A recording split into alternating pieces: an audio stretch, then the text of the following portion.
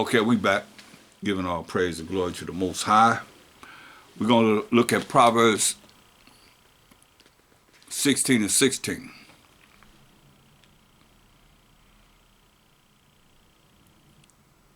Proverbs 16 and 16. How much better is it to get wisdom than gold? So a lot of people, they run for money and take money just because people have money that they have wisdom. How much better is it to get wisdom than gold? Screaming at you. Exclamation point. And to get understanding rather than to be chosen than silver. You see? You see? How much better is it to get wisdom than gold? That's why he said, we are rich. I know that poverty and tribulation, but thou art rich. Because we have this wisdom and we have the understanding. The little that we know is enough that the Most High have his hand in it. It's in his spirit. That nobody's challenging us as far as what these scriptures are saying. How much better it is to get wisdom of what this Bible is talking about than gold. And to get understanding rather than be chosen than silver. Get that? That's why I say we started with wisdom is the principal thing, but with all that getting, get understanding. You see? So wisdom is better than gold, than riches. Understanding and to be chosen than silver. Proverbs 19 and 8. That's why this is the highest calling you could be called into to learn what this Bible is really talking about. That's why it says, he that getteth wisdom, which is proper application of knowledge. Write that down. Wisdom is the proper application of knowledge. How you apply knowledge in your life. He that getteth wisdom, loveth his own soul. He that keepeth understanding shall find good. You keep understanding, you're going to find good. What's good? Y'all should know where to go to find what's good. Class, what's good? What's scripture?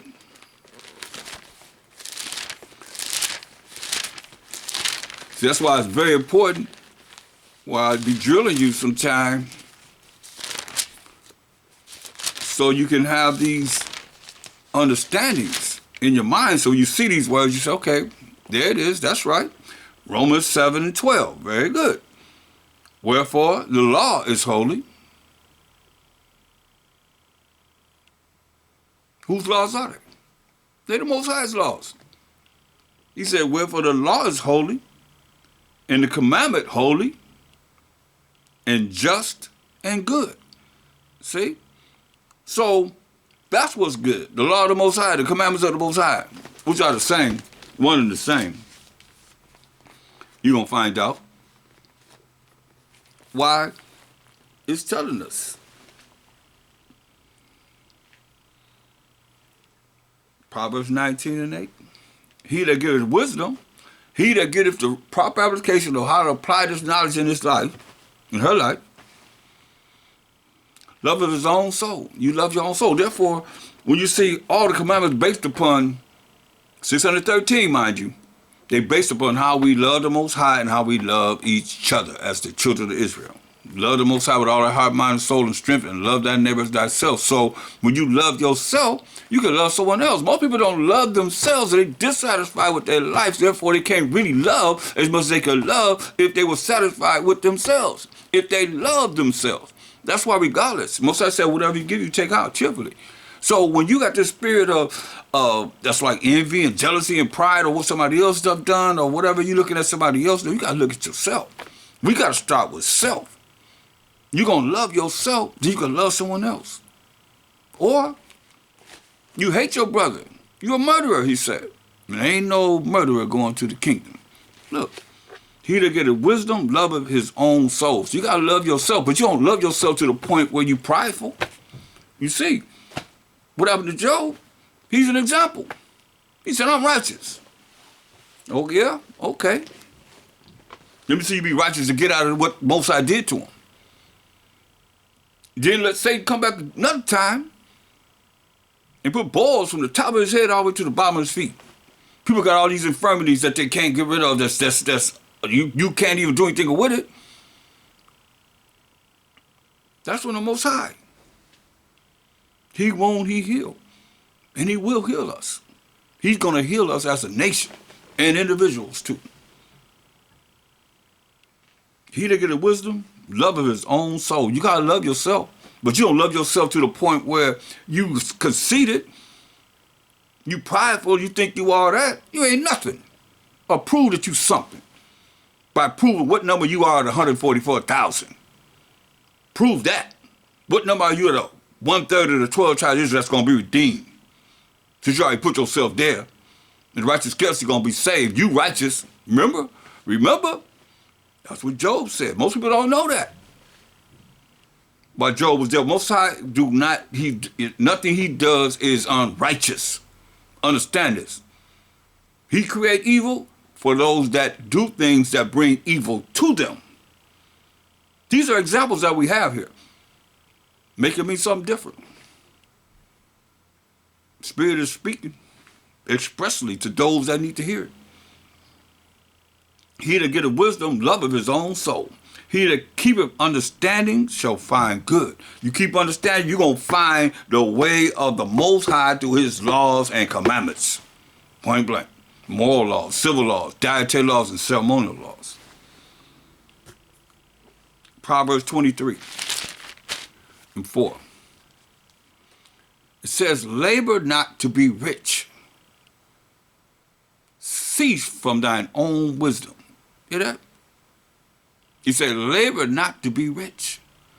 But some people, that's their whole thing. Their whole laboring is to be rich.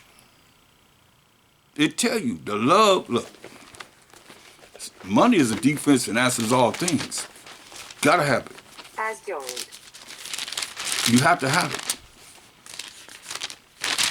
But you better understand this and understand this.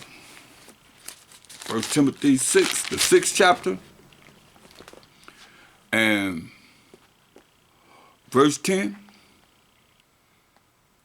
That's why he's saying, labor not to be rich. He says, for the love of money is the root of all evil, because you laboring to be rich. The love of money is the root of all evil, which while some covet it after, they always looking to get this money. That's how much time they spend in their life, and they don't have this wisdom and they don't have this understanding. But they're laboring to be rich. It says, for the love of money is the root of all evil, which while some covet it after, they have erred from the faith. They're not studying. Precept upon precept, precept upon precept, line upon line, here a little and there a little. They erred from the faith and pierced themselves too with many sorrows. You see? And you're going to find it. He's not a man that shall lie. Going back to Proverbs 23. Verse 4 says, labor not to be rich. Cease from thine own wisdom. That's why when you read Ecclesiasticus, it says cease from thine own wisdom, right?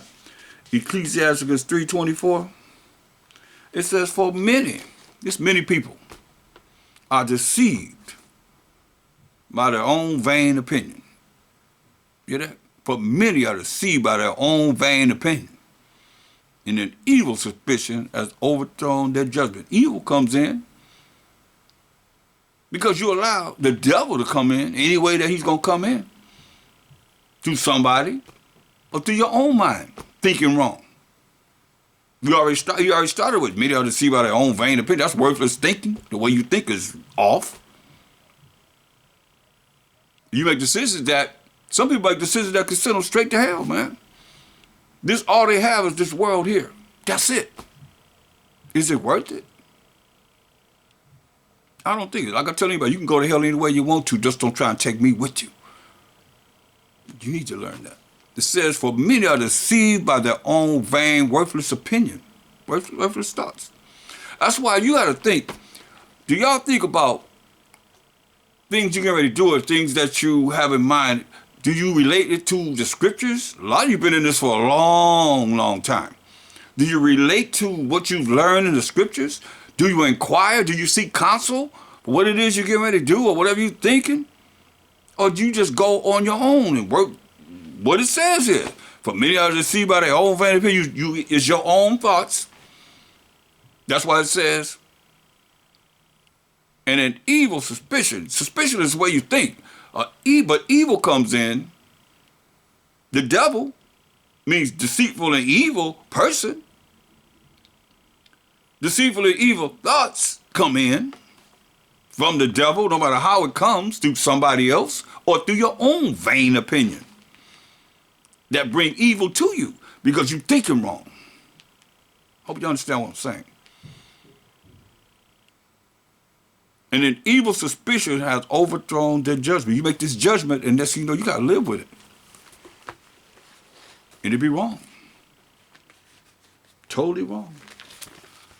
Proverbs, the 3rd chapter, verse 5. Trust in the Most High. Trust means faith. Have faith in the Most High. Believe in the Most High. Wholeheartedly. Trust in the Most High. With all thine heart, with all thy mind. The way you think. You see? And lean not. You hear what it say? And lean not unto thine own understanding. See, the understanding we're supposed to have is what we're getting from understanding our ancestors who wrote Proverbs and Psalms and the prophets from Joshua all the way to Malachi and everything in between, and the apostles, especially of Mashiach Yahushua, the ultimate, gave us the understanding. Let's jump up to verse 1. It says, my son, forget not my law. Because a lot of y'all say the law and the commandments are different. This is what he say. My son, this is how you prove the law and the commandments are the same. My son, forget not my law. But let thine heart, that's your mind, keep my commandments. Let me prove that, because a lot of people, you always say, follow your heart. And you're saying something that, regurgitating that you were taught from the world. The world tells you that. Follow your heart. You got to follow your heart. So what is the heart? Let's find out. Let Mashiach Yahushua tell you. Mark 7:21. For from within, out of the heart of men, proceed what? Proceed evil thoughts. You see that? Out of the heart of men proceed evil thoughts. Evil thoughts. You see? These things have to be thought about. That's why the heart represents the way you think. That's why it says. Proverbs 3:1. My son, forget not my law. They the Most High's law that he wrote with his finger, the work of the Most High, that you preachers are saying that you're not under. We're not under the law of sacrifice. Understand? It seems like y'all would be locked into that because the fact of you believe that Mashiach Yahushua died and rose on the 3rd day and walked the earth for 40 days and sent it to the right hand side of the Most High. Majority you believe that. Did you call yourself a Christian, right? So I don't understand how you can't put it together to realize that once he died on the tree, the sacrifice of the temple was rent in half. They would sacrifice animals. And they said, surely this is the Son of the Most High. They stopped sacrificing animals.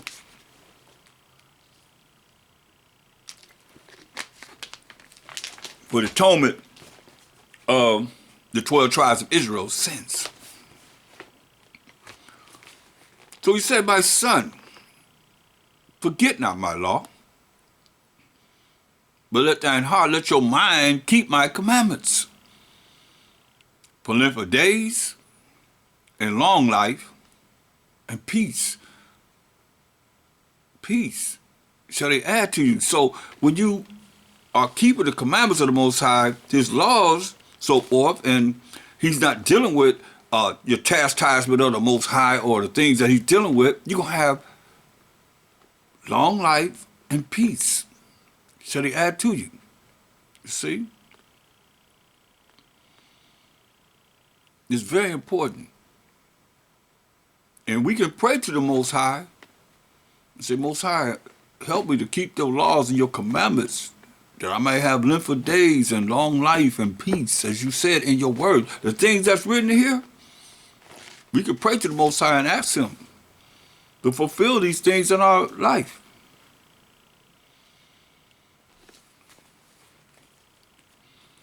But see, we've been disenfranchised from our headers because, look,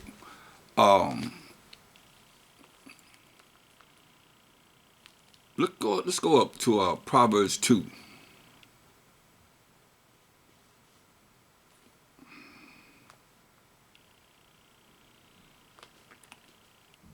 Let's look at verse 21, 22. It says, for the upright shall dwell in the land. Hear that? The upright, those who keep the law, statutes, commandments of the Most High. Why He told us after this to forget not His law and let our mind keep His commandments. So that's the way you think. Now, from your thoughts come the speech to an action. So it starts with the way you think. So that's what I was saying. Do you think about what's right according to the Bible? You learn it, live it, and apply it in your life. To learn it now, as you all are listening, living it once the book is closed. And the most important part is to apply the application of how to apply this in your life. But you can't apply this in your life if you just have your own mind and thinking about what you're going to do. I'm going to think this way, you think this way, think that way. If you don't even inquire of how the Most High feel about this, how you feel about that. Is there a judgment for what I'm getting ready to think? I didn't say speak or act. Is it a judgment for where I'm thinking? You know, my Shah on earth, He knew their thoughts. Everything's been written down. Our thoughts, what we say, and what we do in these mortal bodies. And the book's going to be open. They're going to say, you thought this, you thought that, you thought this, you thought that. You didn't inquire of me, so how you know Him? Listen to what it says. For the upright shall dwell in the land. That's those that going to inquire of the Most High. And that's just from what it is you learned and what you learning on your own. And the perfect shall remain in it. Hear that? The perfect shall remain in it. So we're look, y'all understand this. Go to 2nd Ezra. The perfect gonna remain in it, right? Go to 2nd Ezra 9. And this is like really could be really detrimental to any of us that don't look at this for what is being said. 2nd Ezra 9:22. He said, let the multitude, that's the multitude of people, perish then, which was born in vain. And let my grape, that's a grape, out of a big cluster of grapes, be kept. And my plant, that's a plant. For with great labor have I made it perfect.